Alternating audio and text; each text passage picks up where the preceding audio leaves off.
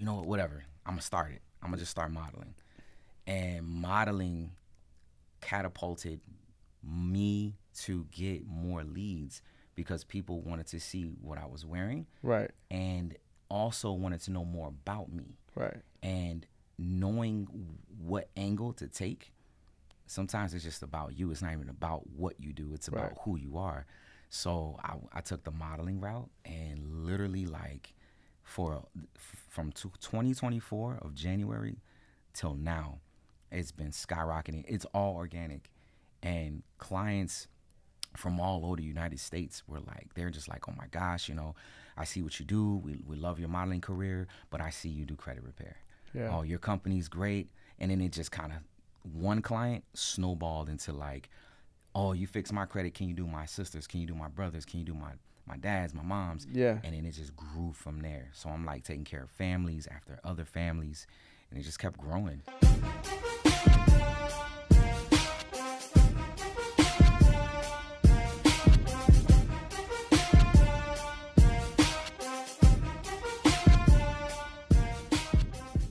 What's up, everybody? It's your boy, Justin Rodriguez, your favorite lender here at Neighborhood Loans, and we're back with another episode of Cafecito Talks.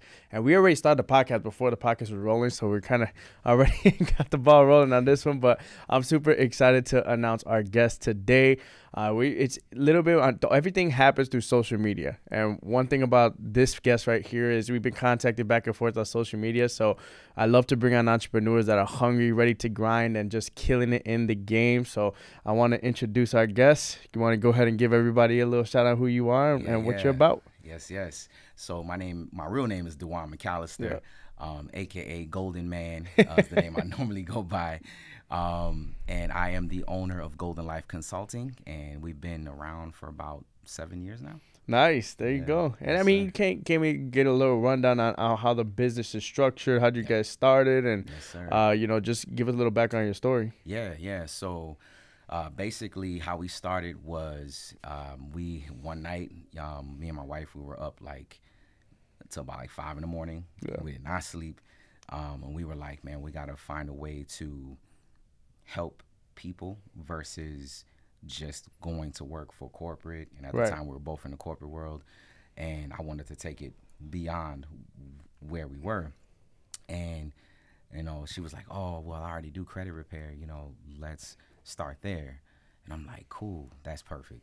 So I was in sales, and I was a sales manager for a corporate. And I was like, you know what, I can do that. What type of sales were you? I was doing warranty sales. Warranty sales, okay. Yeah, for car warranties. Yeah. And it was cool. I loved it. I was like, man, but I want to actually like help people, not just sell to people. You know what I mean? Right. So I started investing in our company that is now called Golden Life Consulting. Yeah. And we basically go beyond the numbers. We love to help clients who have bad credit, that have a goal and want to be in a new home, and bring those clients to amazing loan officers like yourself. Thank you.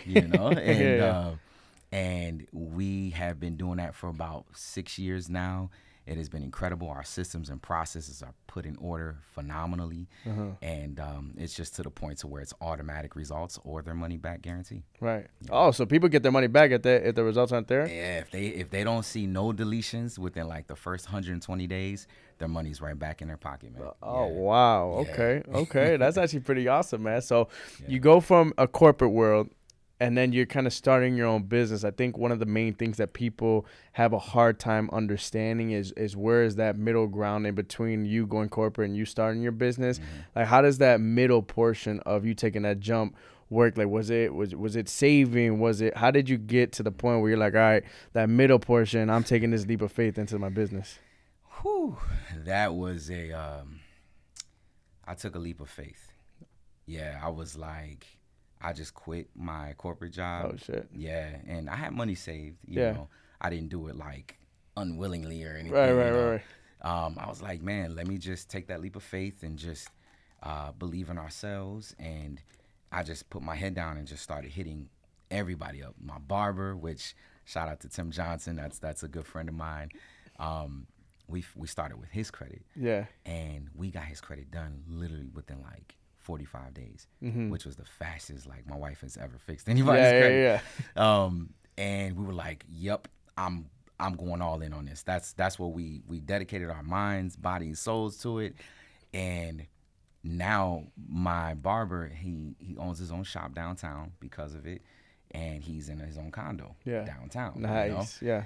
And I was like, yeah, man, like I want to do that, what I did for my barber, to the rest of the nation. You know? Right. And I was like, I quit. I'm not working at my corporate. I'm working for me. I'm all in 100%. And the little bit of money that I had, I literally put it all on marketing and advertisement for my company. Yeah. And it just took off from there. So what does it look like on the day-to-day when you kind of take the jump into the business? Obviously, you're the person that we spoke about. You're the one that makes it rain, right? You're the person that brings in the leads, lead intake. Leads are gold, right? Yeah. Like that. And when you're starting a business, if you don't have any leads, right, there ain't no business. So ultimately, when you're starting the business and you're really figuring out on how you're going to scale this business, how much of it up front were you dumping into marketing? And like, how did you know, like, all right, or was it just wing it? Whatever happened kind of just happened, you know? Yeah. So this was like 2 years ago. Yeah. And before those 2 years, we were just winging it. Like, okay, like post, send out a post, it worked. Yeah. But not to the point where we needed it to work. 2 years ago, I was like, man, how can I make this better? And I thought to myself, no, actually, my wife. Shout out to Dejuan McAllister. Yeah. She is the genius behind me. So she was like, why don't you model? I was like, modeling? She was like, yeah, you already did music in the past. Right. It's the same thing. You're just not rapping. Right. She was like, get in front of the camera, put yourself out there, and just start modeling. And at first, I'm like, nah. For like the first 3 years, I'm like, I'm good. My personality, it doesn't match up with it. Right. She's like, God is telling you, you need to listen. Right. So I was like, you know what, whatever. I'm going to start it. I'm going to just start modeling. And modeling catapulted me to get more leads because people wanted to see what I was wearing. Right. And also wanted to know more about me. Right. And knowing what angle to take, sometimes it's just about you. It's not even about what you do. It's about who you are. So I took the modeling route and literally like, from 2024 of January till now, it's been skyrocketing. It's all organic, and clients from all over the United States were like, they're just like, oh my gosh, I see what you do. We love your modeling career, but I see you do credit repair. Yeah. Oh, your company's great. And then it just kind of, one client snowballed into like, oh, you fix my credit. Can you do my sisters? Can you do my brothers? Can you do my dad's, my mom's? Yeah. And then it just grew from there. So I'm like taking care of families after other families, and it just kept growing. For sure. If you had to kind of like pinpoint one thing, because I think it's this is going to be something that's really important when you're a business owner and you're really scaling a business. How important are you in that piece? Because from what that sounds like to me, it really was that you had a concept of business, but ultimately people fell in love with the person who owned and ran the business and just want to know about you. So how important is the person that's running the business, the driver? How important is that person when you're starting a business? Very important. Mm-hmm. Very important, Justin. Very important. It's to the point to where now I see the importance of what my role is as a CEO and networking. Yeah. Your network is your net worth. And the networking that I've gotten into, shout out to Tony P, networking is the key, man. I'm everywhere, I go from malls. I talk with business owners that are in malls. I go to like different, food festivals and just have conversations because I love creating relationships. You know? That's like my go-to thing. So I would say the main foundation to who I am and what I do for our business is creating relationships, network the relationship, and just show them who I am, right? Because it's deeper than just the service itself, you know? So that'll be my foundation of that. And I love that. I think that, again, like we kind of speak about, when you're running a business and you're really kind of trying to grow and scale your business, I think in the beginning stages of when you're really trying to expand, obviously networking is the number one thing that you're going to have to do. Absolutely. But I think that also it's a little bit deeper in that, because when you're looking at it from a perspective on outside looking in, right, I see that you were in a corporate world where you found some sort of fulfillment, but then you obviously wanted to expand on the level of fulfillment that you got from your first job in your corporate life. And on top of that, there usually is some sort of personal life experience that kind of drives you even deeper than that. So I want to dive deep into what really drove you into just kind of take your business to the next level, because ultimately your mental capacity could take you maybe also 2 levels, right? Yeah. But now once you have some sort of life experience to push you further on the days that you don't want to wake up, the days that you want to stay asleep, the days that you really don't want to produce leads, the days you don't want to network, the days that you're here in a podcast, I don't want to be in a podcast, I'd rather be at home watch TV. Yeah. What is the things that drove you to kind of excel your business and keep going on a day-to-day? Struggle. Man, when I say I come from nothing, I come from nothing. And I remember when I was homeless. This was back from 2006 to about I was homeless for years, man. Like, 06 to like 2012, around there. And I remember when I had nothing, sleeping on like concrete floors. And this was in Logan Square, that's where I'm originally from. Yeah, that's where I'm from. And man, I remember just like, this is not what I want for my life. And just having that mindset coming from being homeless is like, that's rock bottom, you know what I mean? And just not having any support, support is key to everything, right? So I am the support. My mother, my wife, my kids, my son and daughter, I know how important it is for me to be who I'm supposed to become. And if I don't, then to me, that's the ultimate failure. And I just refuse to fall, like my wife and kids mean beyond this world to me, like in order for me to keep up my drive, I have to always remember where I come from. That's going to always propel me. Like, every time I sit down on the couch, I always think to myself, like, damn, remember that one time you were homeless, Dejuan? Get up. Like, even if you don't want to do it. We all know that Mike Tyson quote, doing discipline, doing things you hate to do, but do it like you love it. And I live by that, man, I love that. Yeah. I love that. It's funny because I think that, I follow, obviously, a lot of podcasts. That's like my biggest thing. I watch podcasts every single day, and I listen to quotes like Mike Tyson every single day. Absolutely. And I think that one of the main things that I follow day in, day out, but PBD podcast, Patrick Bet-David, he speaks upon in one of his books, Choose Your Enemies Wisely. But this quote specifically is really important to me, because he usually says that whenever you see someone that is successful, there's usually 2 people in their life. Number one, someone who gives them unconditional love. Yeah. That gives you love no matter what. You can get arrested, you can be homeless, you can be whatever. No matter what failure you might have in your life, this person is going to give you unconditional love no matter what. And you see that in the Michael Jordans of the world, Tom Brady's, all these people, individuals that are very, very successful in their respective career.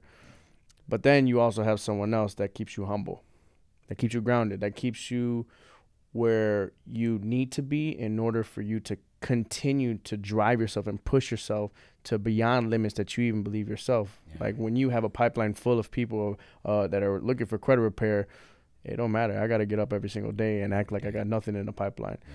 And that one person, for me, I feel as if it was partially my uncle. He's my mentor. He got me into business, and I love him for everything that he's done for me. And till this day, I could have 2 million loans in the pipeline. It don't matter. He's just like, I don't give a shit. You get your ass to work, get there, and get in and out. It don't matter what I do. It's always going to have that presence. Yeah. But like you said, I think the other enemy that I have, and enemy is a strong word, but it's like kind of like a psycho competitor. You're always going to have some sort of competitiveness to be able to drive and push yourself even further. Yeah. And I think the second enemy that I would say is myself. You know, I think that, you know, within myself, I always have this scarcity mentality, which from what you said kind of like triggered that to me right now, where it's like, okay, I'm sleeping on a concrete floor. As much as that never occurred to me, that's almost the mindset that I have on a daily basis. Absolutely. Like, I'm not trying to ever put my family through that or feel that, you know, and I think that that's where networking is really important. People always see the good parts of networking. People don't see that side of it, where you hear other people's stories and you're like, oh shit, that's some fucking trauma that I don't want to go through.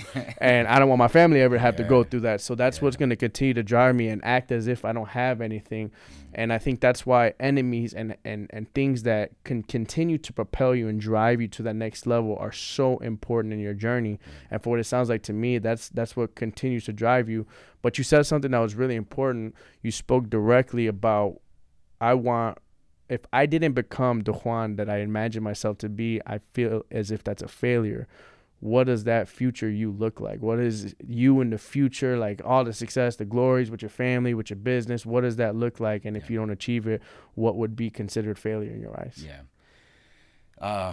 What it looks like for me would be having a big mansion, you know, for my mother, my wife, my kids, and being able to just give them and myself the world, being able to bring Golden Life Consulting to like a whole new height of a level where we have multiple businesses around the United States of America, and just basically thriving in a beautiful area where, you know, my conscience can be eased, right? Because if you have a calm conscience, you can see where you're going. Your vision's not blurred. So I see myself as that man in the future, to have a clear conscience, because my business is autopiloted, or I have employees that I can make happy. You know, they're happy at what they do. So I see myself as that. If I don't do that, which there is no if in my life, but you know, if I don't do that or achieve that, I most likely, I don't know, man. I feel like my plan A has always been get to another level. I don't know, I can't fail, you know. Don't get me wrong, failing forward is important. Taking risks in life to achieve a better goal, that's important. But like, I just can't, I can't fail myself, you know, in a way where, like, I know my mom needs me, you know, I know my wife needs me, I know my kids need me. Like, I can't miss, you know, I won't miss. So it's kind of like an oxymoron where, like, you know, like, yeah, I feel where you're coming from. Like, if you fail, where do you see that? What is that? I don't know what that is. Right. You know what I'm saying? And I think that has a lot to do with me because I'm an empathetic human. You know, I have a lot of empathy, you know, and I feel as though when I look at myself in the mirror, I'm able to see the kind of goals.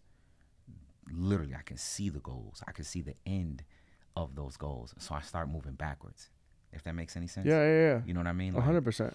Like for example, I'm end up coming to you in like a few years for a mansion. Right? Yeah. You know, we're gonna do it. I'm there mentally, so I start working backwards. 100%. You know what I mean? To get there.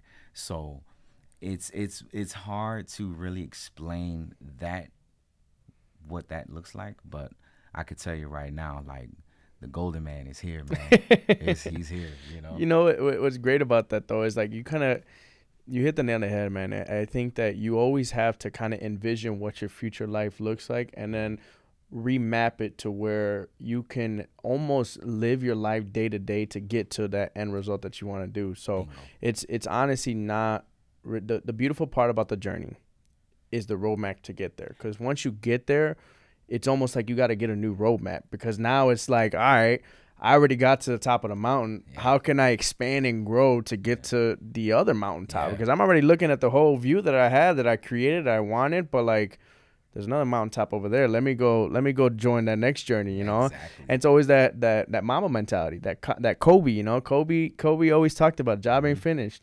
You know, it's never, it's not going to be finished until, you know, you're at the point where your fulfillment comes through, where you have achieved enough to where now you want to grow and expand other people's careers, other people's lives, whether it be your kids, your family members that you're looking to expand.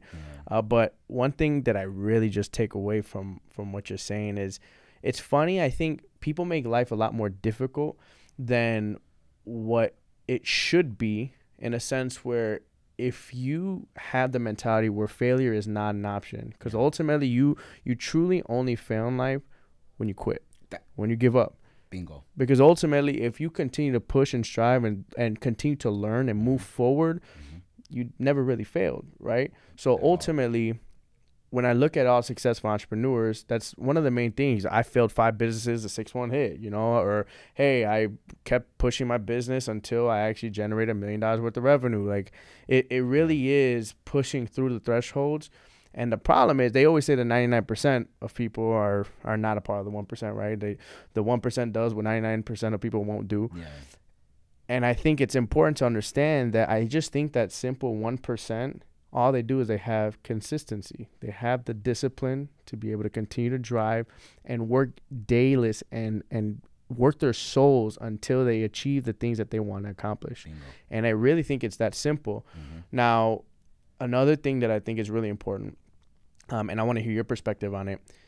In a world filled of negativity, I really don't care about worldviews, politics. It's important in the economy. It's important in a lot of different things. But I think that what distinguishes people from being successful and not is that they're able to look past whatever is occurring, and they're going to be successful regardless of what the world around them is telling them.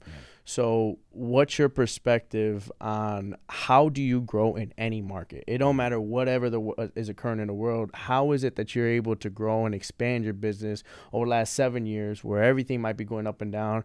Maybe this is the best market, maybe it's the worst market. How do you, as a man that's growing your business of Goldman's Consulting, how did you grow that and expand that, even though the world might be going crazy and, you know, someone might tell you, hey, I don't think it's a good time to start your own business? How do you look past that, and how do you grow your business?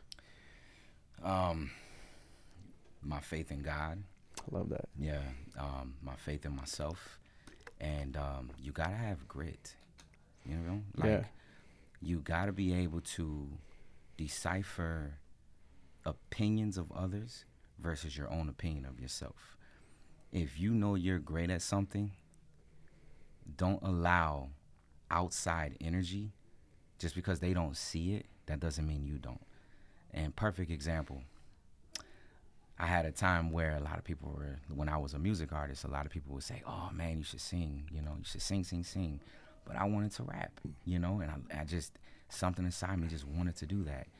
And I didn't listen to them, right? Which a part of, they had it halfway right, and the other half was they didn't know where I came from. They didn't know my struggle. They didn't know the passion behind my words and the story that I wanted to tell. They never understood that. And it's I knew it, God knew it, and it's basically to help people. I never got into any business, whether it's the music industry, financial industry. I never got into any business to not help people. Like, I've gotten into music to help people. I wanted to use my story, my words to help people, you know. I never got into like the kind of negative gestures of music. It just never was my thing. And I brought that same mentality into the finance world, where I'm not here to just make money. No, I truly want to help people. I want to help clients. My empathy is like huge, you know? Right. And like, because you were there. Exactly, Justin. I was there, and like, it's to that point where I feel like I felt the rock bottom, and I know how that feels. Why would I want that for anybody else? That is like, look, Dejuan, I'm struggling. I need your help. Can you help me? That's automatic yes. You know what I mean? Because like you said, I was there. Right. So like for me, it just takes faith in yourself, faith in God, and having grit. Just head down and believe that you can achieve. Believe in your dreams. And it's gonna take action, you know. Right. A lot of people like to talk. No, you gotta put in the work. And I listen to a lot of Myron Golden. He's phenomenal too. I've been listening to him recently. Yeah. And he said that you have to put in the dirt. You have to. Like, it's just like a plant. Right? You gotta put work in that soil. Right. Once it starts growing, right, because it's going to grow, you might not see it, right? You might not see the plant growing, but it's growing from the inside because you're working that soil. So you'll reap the benefits, but you can't reap the benefits from a seed. You have to continue to water the seed. And I apply that in life. I keep watering that seed no matter the outside of the plant. Right. I water that seed, and then they're going to see it's going to grow as high as an oak tree. And when it does, they're going to be like, oh, I see. And then I'm like, aha. Now you see it, huh? Right? Like, come on, man. But, I ain't mad. Right. Hey, you were once a hater, and now you're a great debater. Right. Right. But, like, I give love to everybody, because sometimes people, they don't like what they don't see. Right. So if they can't see it, then it's like, oh, they like to, they like to kind of look down upon it. And Right. It's like, nah, man, just believe in me. Right. I got you. I'll take us to that next level, but believe in me. Right. Well, I wanna kind of, something that you touched on a little bit was that you can relate to people because obviously you've been there. Yeah. Now, for the people and individuals that might be there in a rock bottom situation, how did you get the drive and the will to get out? Like, what was the turning point, the waking up point? Like, this isn't for me. And how did you even discover it and get out and get up to take action? Because I would assume that if you're down already, it's hard to get up. Yeah, right. When you're down, there's no other way up but up, right? Right. But what pushed me up was seeing what my mom went through, and I love her so much. My mother, she literally like did the best she could with 3 children, and no father. I didn't have a father growing up. So watching her struggle like that lit a fire under me, dog. Lit a fire under me. I can imagine, yeah. Oh, man. Like, I looked at that, and when I was homeless, I was like, there's no way. Like, I need to break those curses off of my generation. I need to break those curses off of my family so that way we can literally live how we want to live and how we're supposed to live, thrive. And that's what woke me up. I was like, oh, no, there's no way. And at that time, there were applications where you fill on paper, what I'm saying? Right. Yeah, that was 2006. Yeah. So, like, literally, I would wake up, like, 6 a.m. from concrete floor. I'm talking, like, I would sleep, like, inside of the, like, if this is in, like, Logan Square, like, apartments, like, by, like, Clybourne and Diversity over there. Yeah. I would sleep inside on that concrete, like, but inside of the apartment. And, like, I remember a guy came downstairs. He was like, hey, do you live here? And I was like, yeah, I'm good. I'm just waiting on somebody to come down. Knowing that wasn't the case, I just wanted to stay out of the winter, right? Stay out of the cold. But, like, I would use that as fuel, like, okay, Dejuan, no, you got to get up. So I would wake up at, like, 6 a.m. From there, go to Export at that time, right, and jump in the shower, right? I knew somebody there that worked at Export. He's like, no, I got you. Go ahead, use a shower, get dressed. And then I went to basically get hired at Foot Locker, and that's where it all changed. Foot Locker opened me up to being the best salesman that I can be. Wow. Yeah, man. And then from there, it went into real estate. I got into real estate. I didn't take the test, but I got into real estate marketing in 2008. I met this great man named Ulysses Martin. Mm-hmm. He's a Cuban guy. Super cool, man. Like, he's gotten crazy grit. He taught me everything I know today.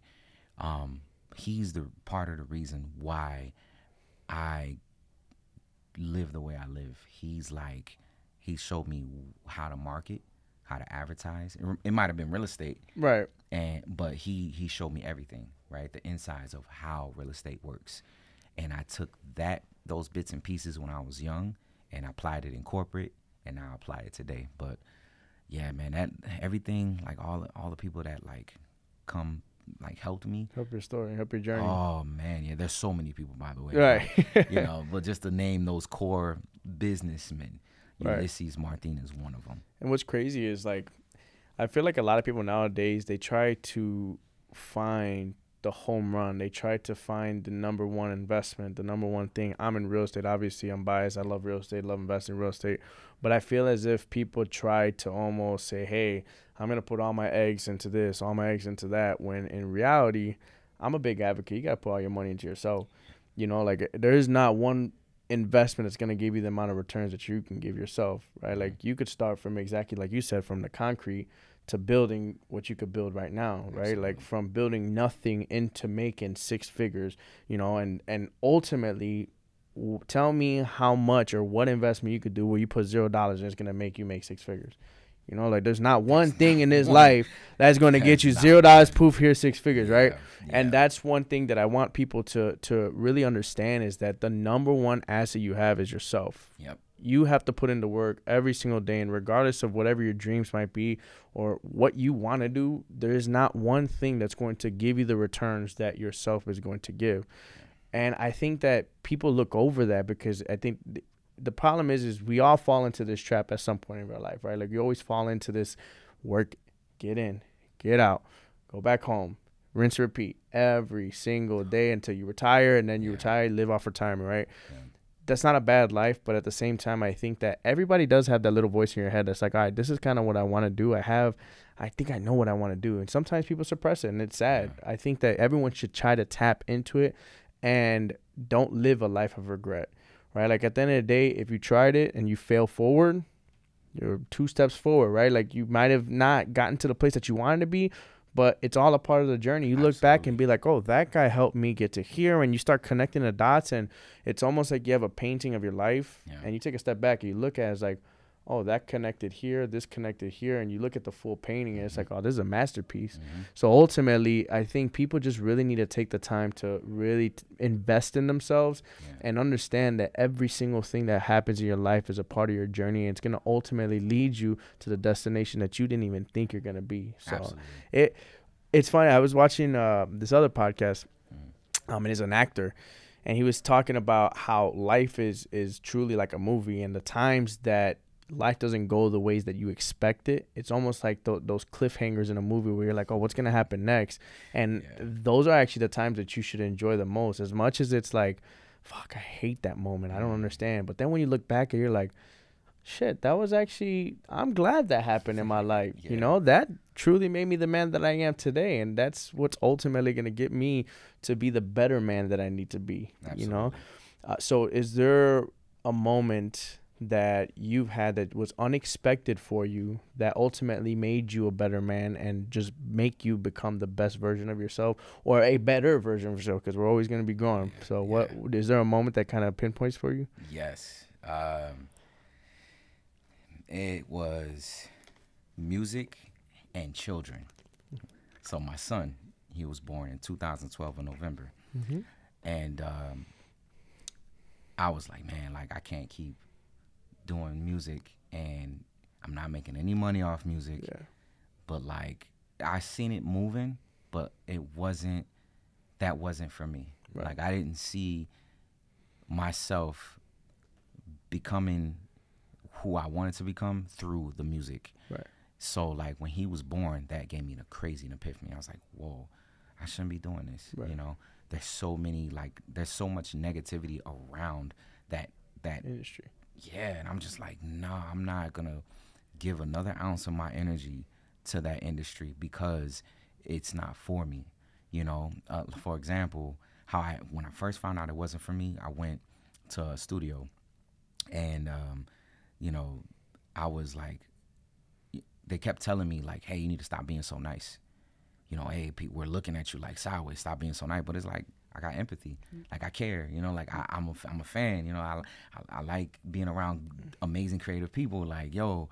But then like they were trying to like change me or turn down my positive energy, and I'm like, nah, this is not it. Right. I will never go that route. I woke up one day like, nope, I'm done recording. Right. I'm done. I prefer to go to business because God aligned my personality with the finance industry. Right. You know, and it started happening. I started working at Blue Cross Blue Shield in 2017.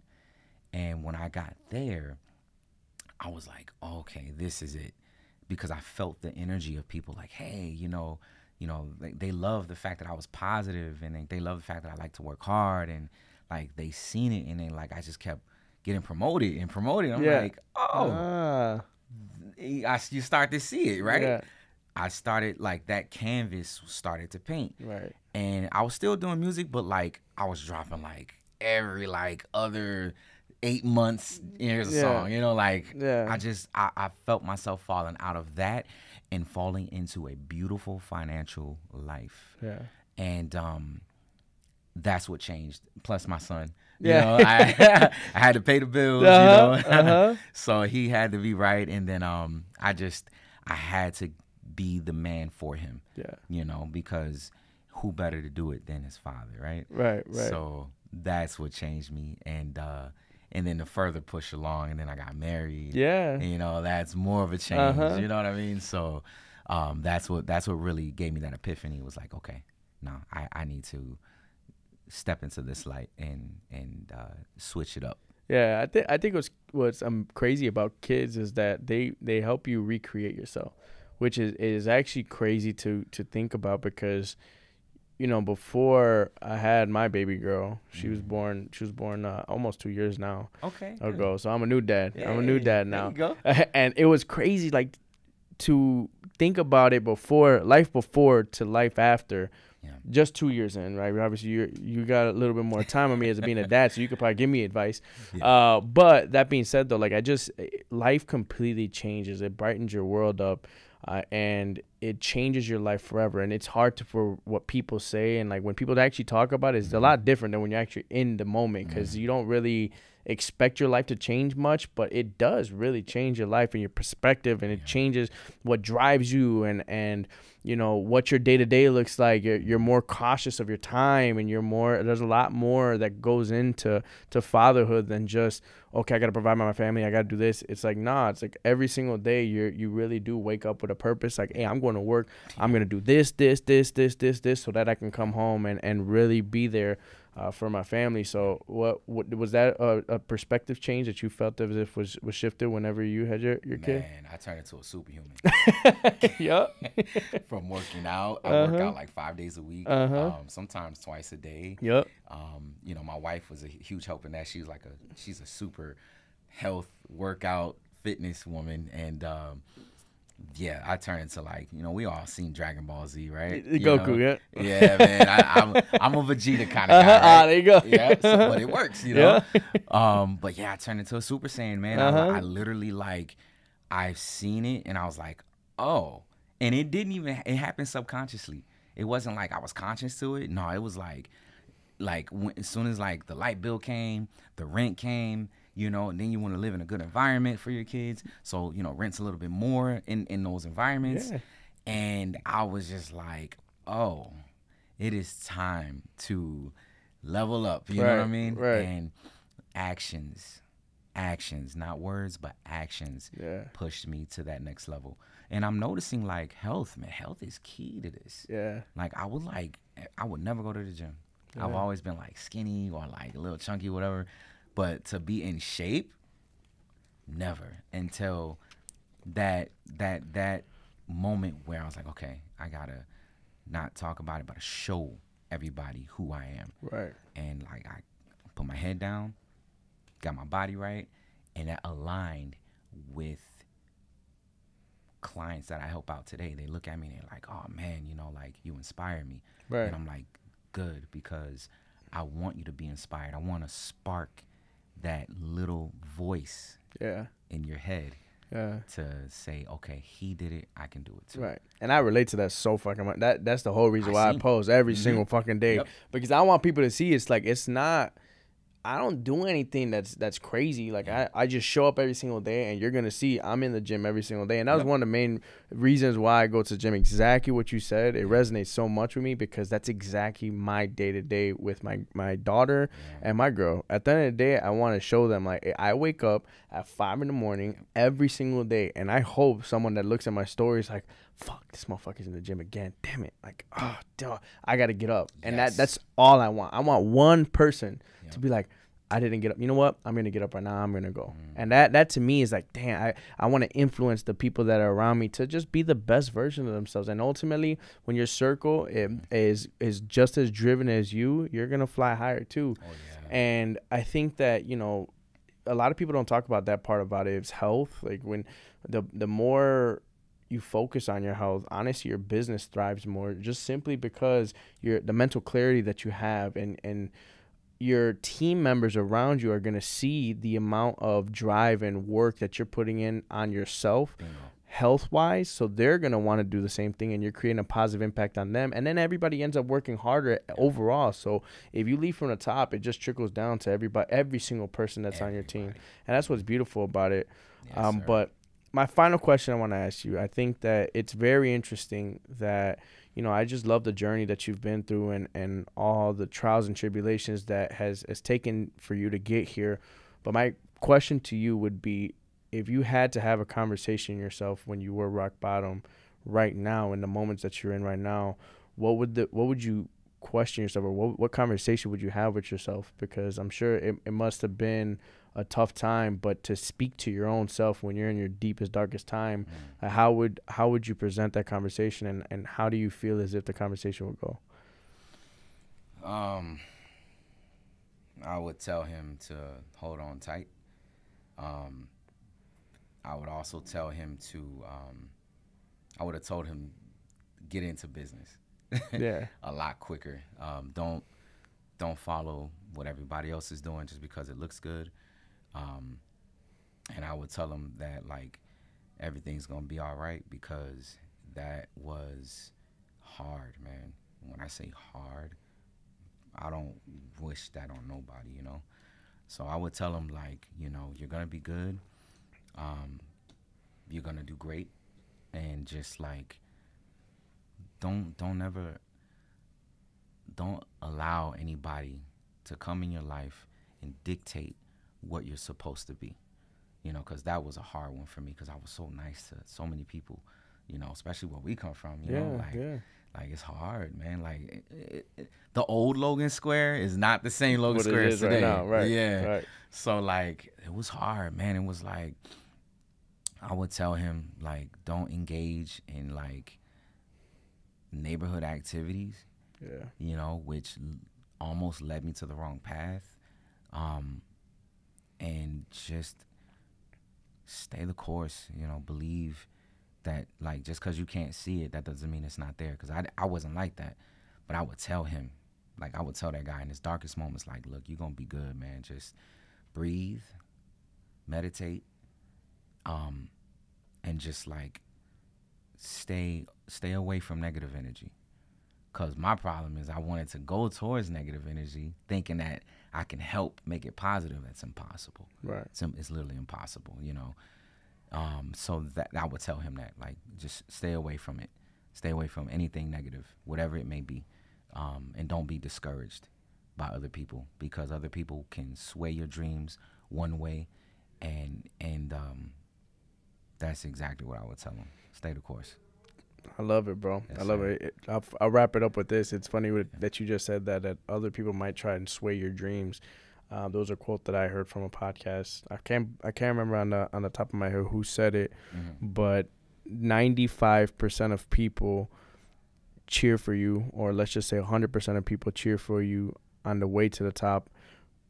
But that's because you're rooting for your dreams to occur, or maybe themselves are rooting for them to really achieve the dreams that you think you want to achieve.